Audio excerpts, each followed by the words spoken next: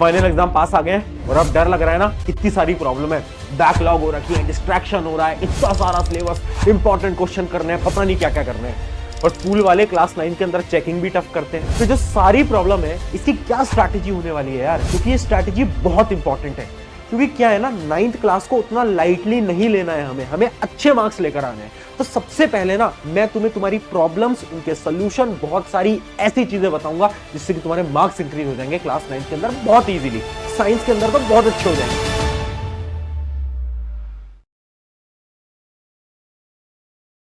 देखो, सबसे पहली चीज, अभी प्रॉब्लम क्या हो रही है, बहुत सारे बच्चे हैं, उनके साथ प्रॉब्लम ये हो रही है ना कि उनकी एक तो बहुत सारी बैकलॉग यानी बहुत ऐसे चैप्टर हैं जो उन्होंने पढ़े ही नहीं है, देखी नहीं है ना।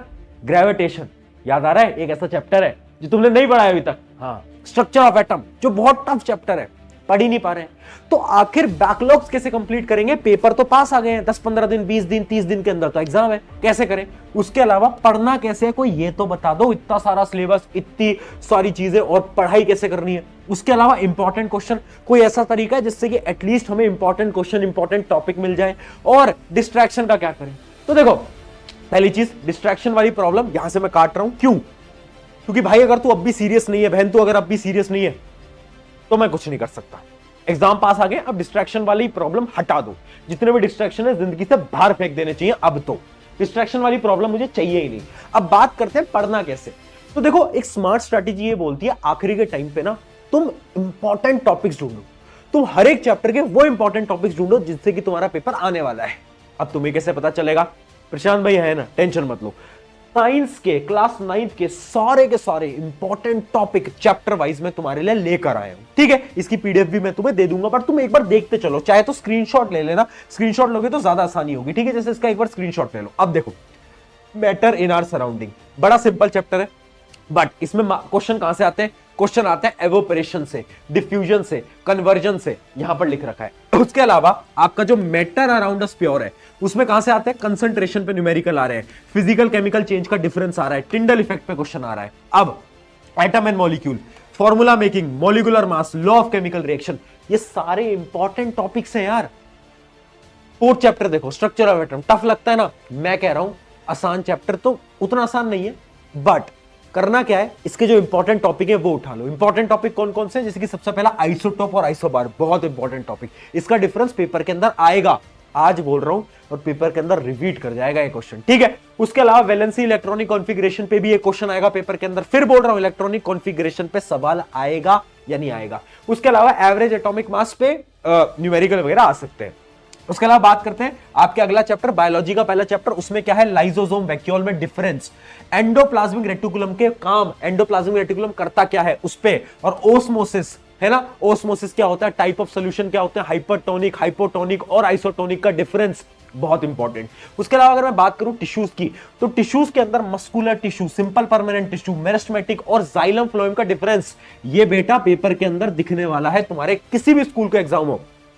80% स्कूल के पेपर के अंदर, फाइनल एग्जाम के अंदर जाइलम फ्लोएम दिखता है। भैया आपको कैसे पता ये सब? क्योंकि यार आज से नहीं पढ़ा रहा हूं।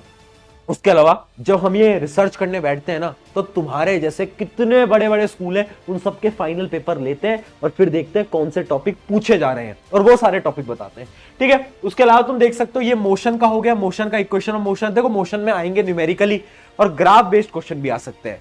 फोर्स एंड लॉ में से भी न्यूमेरिकल, और उसके साथ साथ application based question, application based question होते हैं ना, हाँ वो वाले कि रॉकेट ऊपर जा रहा है, कौन सा लॉ है, वो सब। उसके अलावा ग्रेविटेशन, ग्रेविटेशन से भी क्वेश्चन थोड़े से टिपिकल साइड के आएंगे, तो ग्रेविटेशन की तैयारी ढंग से कर लेना। स्पेशली जो डेरिवेशन है ग्रेविटेशन से, किसकी? आपकी स्मॉल जी की, ये डेरिवेशन बिल्कुल आ सकती है, ठीक है? इसके एक बार स्क्रीनशॉट ले लेना, आई होप ले लिया होगा। अब वर्क पावर एनर्जी की बात करते हैं, तो काइनेटिक एनर्जी, पोटेंशियल एनर्जी पे न्यूमेरिकल 101% आएगा, ठीक है? Law of conservation of energy का थ्योरेटिकल क्वेश्चन आएगा, ठीक है? पावर एनर्जी का क्वेश्चन आ सकता है। साउंड पे क्या है? साउंड बड़ा सिंपल सा चैप्टर है, इसमें थ्योरेटिकल क्वेश्चन ज्यादा आएंगे, न्यूमेरिकल अगर आएगा तो एक ही फॉर्मूले पे आएगा, जो कि ये फॉर्मूला आप देख पा रहे हो, ठीक है? उसके अलावा न्यूमेरिकल क्वेश्चन ज्यादा नहीं आएंगे, बट थ्योरेटिकल क्वेश्चन बहुत सारे आ पाएंगे, स्पेशली इंफ्रा और अल्ट्रासाउंड का जो एप्लीकेशन थे ना, हाँ उन पे। फिर आ जाता है इंप्रूवमेंट इन फूड रिसोर्स, सबसे आसान चैप्टर, बट थ्योरेटिकली बहुत ज्यादा मुश्किल चैप्टर है। मुझे पता है याद नहीं कर पा रहे हो ना, क्या करो, मैक्रो और माइक्रो न्यूट्रिएंट्स का डिफरेंस याद कर लेना, पोल्ट्री फार्मिंग पूरी पढ़ लेना, पोल्ट्री फार्मिंग के जितने भी एग्जांपल्स हैं सब याद कर लेना, और बी कीपिंग भी ध्यान से पढ़ लेना। बस इतना कर लो, है ना, इतना कर लोगे, एक दो क्वेश्चन तो फंस ही जाएंगे। आया समझ में? ये सारे इंपॉर्टेंट टॉपिक थे। अगर तुम टॉपर हो तो जब भी रिवाइज कर रहे हो इन टॉपिक्स को ध्यान से पढ़ना, अगर तुम बैक बेंचर हो इन टॉपिक्स को पढ़ लो। भैया पढ़ना कहां से है, वही तो प्रॉब्लम है, बता रहा हूं, सुन अब, ठीक है, क्योंकि अब टाइम आ गया है और थोड़ा सा एनर्जी के साथ पढ़ाई करनी है। अब हम इतना टाइम खराब नहीं कर सकते, फाइनल एग्जाम आ गए हमारे सामने, अगर अब भी खराब करते रह जाओगे ना बहुत बड़ी प्रॉब्लम है। देखो पढ़ना कहां से, वन शॉट उठाओ। EXP हम 9 10th पे best one shot class 9 science पूरे में बना चुका हूं, 1.5 घंटे के। इतना समय दे सकते हो, अगर इतना समय नहीं दे सकते तो क्या करो, नोट्स उठा लो। भैया नोट्स कहां मिलेंगे, मैंने नोट्स भी बना रखे हैं, ठीक है, यहां पर मैं लिंक भी दे दूंगा डिस्क्रिप्शन के अंदर नोट्स की। ये नोट्स मैंने पूरे के पूरे डिटेल नोट्स, शॉर्ट नोट्स, हर एक चैप्टर आपको अराउंड 8-9 पेजेस के अंदर या फिर 7 पेजेस के अंदर पूरा का पूरा एक चैप्टर आपको देखने को मिलेगा। सारे इंपॉर्टेंट टॉपिक्स, सारी थ्योरी, सारे क्वेश्चन, सब कुछ इन नोट्स के अंदर है। बट मैं आपको फिर भी सजेस्ट करूंगा कि आप पहले लेक्चर देखो, क्योंकि ज्यादा चैप्टर तुम्हारे फिजिक्स के हैं, और फिजिक्स ना चाहे तुम कोई भी नोट्स पढ़ लो, फिजिक्स नोट्स से नहीं आएगी, फिजिक्स तुम्हें समझ आएगी लेक्चर से। तो तुम क्या करो, पहले लेक्चर उठाओ, लेक्चर समझो। उसके बाद जैसे बायोलॉजी जैसे सब्जेक्ट है, केमिस्ट्री जैसे सब्जेक्ट है, उनके लिए तुम जरूर ट्राई कर सकते हो नोट्स को, बट मैं फिर भी सजेस्ट करूंगा पहले वन शॉट देख लेना, उसके बाद रिवीजन के लिए तुम नोट्स प्रैक्टिस कर सकते हो। फिर आ जाती है एनसीईआरटी एक्सरसाइज। एनसीईआरटी का एक भी सवाल नहीं छूटना चाहिए, क्योंकि स्कूल के अंदर 50% पेपर तुम्हारा एनसीईआरटी एक्सरसाइज से आएगा, रियलिटी है, आज बता रहा हूं, पेपर आएगा जब देख लेना। उसके अलावा पीवाईक्यूज, यानी आपके कुछ भैया दीदी होंगे जो कि आपके स्कूल से पढ़े होंगे, तो उनसे ना आप पिछले साल का पेपर मांग लो, क्योंकि क्या होता है ना, कुछ स्कूल के अंदर ना टीचर क्या करते हैं, ज्यादा क्वेश्चन नहीं बदलते, वो देखते हैं अच्छा पिछले साल ये दिए थे, बस 1-2 क्वेश्चन बदलेंगे, सेम पेपर दे देंगे, ऐसा भी होता है। तो याद रखना कि आप प्रीवियस ईयर जो आपके स्कूल के पेपर हैं वो आप वापस से एक बार प्रैक्टिस कर लो, ठीक है। ये नोट्स वगैरह का मैंने तुम्हें सब कुछ बता दिया। अब भैया प्रॉब्लम खत्म हो गई, सिलेबस कंप्लीट हो जाएगा, इंपॉर्टेंट टॉपिक पता चल गया, अब इंपॉर्टेंट क्वेश्चन का क्या, मैं हूं ना यार, टेंशन नहीं लेनी है। हम क्या कर रहे हैं, हम एक सेशन लेने वाले हैं, और सेशन होने वाला है टॉप 25 क्वेश्चन का, जो कि होगा आपका 3rd ऑफ फेब को लाइव होगा इसी चैनल के ऊपर, ठीक है। उसके अंदर हम 25 इंपॉर्टेंट क्वेश्चन पूरी क्लास 9 साइंस के, है ना, सारे क्वेश्चन 25 वो इंपॉर्टेंट क्वेश्चन जो कि बोर्ड में आ सकते हैं, वो कर लेंगे पूरे के पूरे। तो तब तक आप रिवाइज करके आना, वहां से आपकी इंपॉर्टेंट क्वेश्चन की पूरी प्रैक्टिस हो जाएगी, इसी चैनल पर लाइव है, ठीक है। और देखो यार, अभी तक तुम्हारा साथ दिया ना, 9 तो अच्छी बनाएंगे ही, बट साथ साथ में जो 10th है ना, उसको तो बहुत बेहतरीन बनाएंगे, क्योंकि 10th में तुम्हें पता ही है यार, आराम बैच आएगा, क्लास 10th का वो बैच जिससे कि बच्चे पढ़ के बहुत अच्छी परसेंटेज लेकर आते हैं, वो बैच आने वाला है ना। तो अभी आप 9th में अच्छे स्कोर लाओ, 10th में मैं हूं, 10th में मैं तुम्हारे साथ खड़ा हूं, शुरू से लेकर एंड तक, टेंशन नहीं लेनी है तुम्हें, मैं खड़ा हूं तुम्हारे साथ, पढ़ाऊंगा साइंस, ऐसी पढ़ाऊंगा कि मजा आ जाएगा। 9th में भी पढ़ाई रखी है वैसे। अब बात करते हैं रिवीजन कैसे करना है। सिंपल सी चीज है, रिवीजन करने का क्या तरीका है, खुद के नोट्स बनाए नहीं बनाए कोई दिक्कत नहीं है, वन शॉट देख रहे होगे ना, वन शॉट देखते जाओ, साथ साथ में चीजों को लिखते जाओ, जितना लिखोगे उतना इजीली रिवीजन होगा। वन शॉट को पिक्चरों की तरह मत देखो, मूवी की तरह मत देखो कि हाँ देख रहे हैं मजा आएगा, ये नहीं करना है, ठीक है। चीजें लिखते चलो साथ साथ में, जितना लिखोगे उतनी ज्यादा मेमोरी के अंदर रिटेंशन होगी, और वही रिवीजन का तरीका है। अब तुम बार बार रिवीजन नहीं कर सकते, अगर खुद के नोट्स बना रखे बहुत अच्छा है, उन नोट्स को खोलो, रिवाइज कर लो और क्वेश्चन प्रैक्टिस कर लो, बस।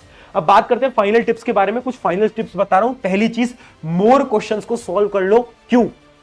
फिजिक्स तुम्हारे ज्यादा से ज्यादा चैप्टर फिजिक्स के हैं, तुम्हें पता है बात, फिजिक्स टफ आती है, फिजिक्स न्यूमेरिकल बेस्ड है। अगर तुमने न्यूमेरिकल प्रैक्टिस नहीं करे ना यार, तुम रह जाओगे, मैं सच बता रहा हूं। जितने ज्यादा क्वेश्चंस न्यूमेरिकल प्रैक्टिस कर पाओ कर लेना। उसके अलावा राइटिंग प्रैक्टिस करना स्टार्ट कर दो। हो क्या रहा है ना, हमें आंसर लिखने नहीं आ पा रहे हैं, हमें बायोलॉजी के आंसर लिखने नहीं आ रहे हैं, हमें केमिस्ट्री के आंसर लिखने नहीं आ रहे हैं, तो लिखने की प्रैक्टिस भी करना स्टार्ट करो। उसके अलावा टाइम डिस्ट्रीब्यूशन याद करो, ज्यादा समय एक जगह पे नहीं बिताते, है ना।